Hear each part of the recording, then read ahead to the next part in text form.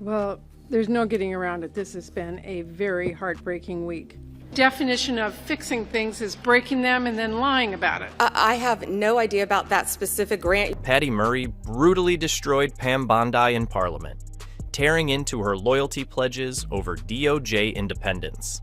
She exposed the sudden cut of 300-plus public safety grants and Bondi's refusal to protect the office on violence against women. It was a ruthless point-by-point demolition of the national record. Attorney General Bondi, we are in a deeply alarming moment where law and order is being replaced by chaos and corruption and really whatever Trump wants. And your department's independence and its capacity to do its job have eroded before our eyes. The Senate hearing wasn't just another political debate. From the very first moment, it was a full-blown reckoning. Senator Patty Murray didn't come in to tiptoe around uncomfortable truths. She came in furious, direct, unstoppable. This was raw, unfiltered confrontation, and the target was the very heart of the Trump Justice Department. We have seen respected career officials who've been fired for doing their job. Thousands more are being pushed out with the year buyouts and the threat of mass firings, and entire divisions are being eliminated, and grants have been canceled illegally. From the start, Murray made it clear. The Justice Department was no longer functioning as an independent body. Law and order were being replaced by chaos. Career DOJ officials, respected and experienced, were being fired for simply doing their jobs. Entire divisions, built over decades to handle complex legal processes, were being dismantled. Thousands of career employees faced buyouts or threats of mass firings. My alarm about the troubling pattern of trampling basic rights, detainees, including U.S. citizens, being shipped overseas without any due process. Elected officials are detained for conducting oversight. The Department of Justice, the institution charged with upholding the rule of law, was being hollowed out from within. Murray didn't hold back. She pointed out that public safety grants, hundreds of them, supporting investigations into child abuse, drug trafficking, sexual assault, and violent crime, were abruptly canceled, often without explanation. These were programs that literally saved lives. Bondi repeatedly refused to address the systemic failures, instead pledging personal allegiance to the very people implicated in the wrongdoing.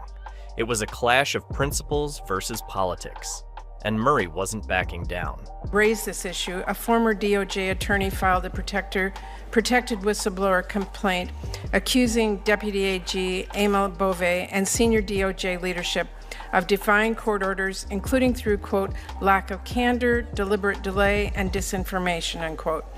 Then came the whistleblower bombshell, the moment that made the hearing almost unbearable to watch. A former DOJ attorney filed a protected complaint accusing senior officials, by name, of defying court orders. The complaint detailed deliberate delays, disinformation campaigns, and a shocking lack of candor. Those weren't casual accusations. These were sworn allegations backed by someone who had been on the inside, witnessing the corruption firsthand. The complaint also accuses this administration of firing the whistleblower for, quote, telling the truth to the court. These allegations are deeply concerning. Now, I know you said that you can't discuss the case, but can you confirm that you agree that this administration should follow court orders? The most chilling part? The whistleblower claimed they were fired not for misconduct, but for telling the truth in court. It was a clear signal that internal accountability had been crushed, replaced by a rigid system where loyalty to the administration mattered more than honesty, law, or justice. And so, yes, I know we're you want following the filibuster, orders of the Let me court. ask my questions. Can you confirm you will not allow any conduct like what is alleged to continue at the DOJ? I'm not going to talk about anything that's alleged. Murray pressed hard, demanding confirmation that such conduct wouldn't continue at the DOJ. Bondi refused. She didn't deny the allegations. She didn't commit to oversight. Instead, she repeated her loyalty pledge to specific officials, making it painfully clear that in this system, allegiance to individuals outweighed the rule of law. The implications were staggering. If a department meant to uphold justice, punishes the truth tellers, and protects political allies, what chance does the average citizen have for fair treatment? So I have questions about how and why those decisions are being made, and importantly, whether you're adequately resourcing DOJ to do its job. Through all of it, Murray's approach was relentless. Every example she raised, from the firings to the grant cancellations, from the dismantling of critical divisions to the suppression of whistleblowers, painted a picture of calculated systemic decay. She didn't allow Bondi to hide behind vague excuses or technicalities. Each question landed like a hammer, exposing gaps, negligence, and outright hostility toward accountability. In April, DOJ abruptly terminated over 300 public safety grants that had already gone through a very rigorous and fair and apolitical application process with no explanation. This is funding to investigate and prosecute drug trafficking. The combination of data, specific examples, and pointed questions made it impossible to dismiss her claims. Career employees who built the DOJ into a respected institution were being forced out. Vital programs protecting vulnerable communities were terminated without warning. And when challenged, Bondi offered only blind loyalty as a shield. It was a brutal lesson in how power and political favoritism could override law and ethics, all under the public eye. I will always support and defend Emil Bovee, and I will defend Todd Blanche. They are two of the finest people I know. And Pam Bondi's defense was something no one in that hearing, or anyone watching from home, could have predicted. Instead of defending the independence of the Department of Justice, she went full action hero mode. She literally said she would run through a wall for her deputies, Amal Bouv and Todd Blanche. Yes, you heard that right. Not "I'll follow the law," not "I'll protect the integrity of the DOJ," but she was ready to take a literal wall-charging stance for her colleagues. we will follow court orders, Senator. The entire administration will follow court. It was a perfect snapshot of what had gone wrong at the top DOJ. Direct questions about misconduct? Dodge. Allegations about defying court orders? Dodge. Accountability? Nope. Instead, we got a loyalty pledge that put personal bonds above law, facts, and literally every principle the department is supposed to uphold. And here's the kicker. This wasn't whispered in a private meeting. This was national television. A DOJ official in the highest echelons openly admitting that loyalty to individuals mattered more than legal responsibility. That's not just shocking, it's chilling.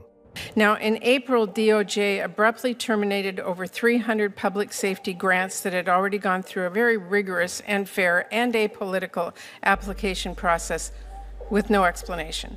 This is funding to investigate and prosecute drug trafficking, to support foster care kids who experienced abuse or neglect, already forced public safety organizations to cut employees and services. So I want to ask you, when you cut off the community-based... Then came the grants, hundreds of them. Over 300 public safety grants abruptly terminated. Programs designed to keep communities safe, help children in foster care, prosecute violent crimes, support forensic exams, and tackle drug trafficking. All gone. Poof. Just like that.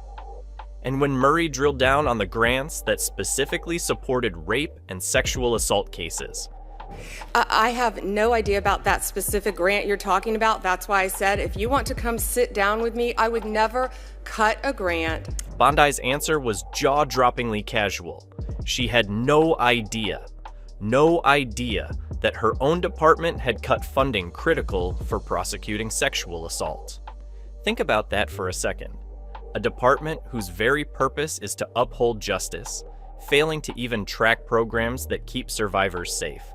This wasn't a bureaucratic hiccup. This was active harm.